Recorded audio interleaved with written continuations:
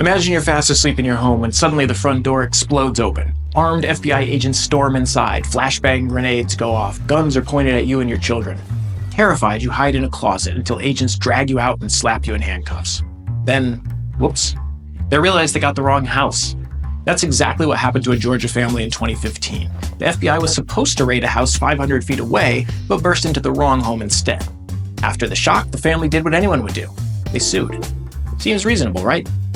The Federal Tort Claims Act allows individuals to sue the government for wrongful actions by federal employees.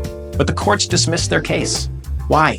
The Supremacy Clause and the Discretionary-Function Exception, two legal doctrines that shield the government from lawsuits. Let's break it down. The Supremacy Clause says federal law is the highest law of the land. The government argues that because the FBI agents were carrying out a federal operation, they can't be sued under the FTCA, which looks to state law to determine liability. The Discretionary-Function Exception protects the government when employees make policy-based judgment calls, even if they harm innocent people. For example, if the National Park Service decided not to add extra warning signs on a trail and a hiker gets injured, they can't be sued under the Discretionary-Function Exception because the decision involved budget and environmental considerations. But does that still make sense when armed agents storm the wrong house? The U.S. Supreme Court is stepping in to decide.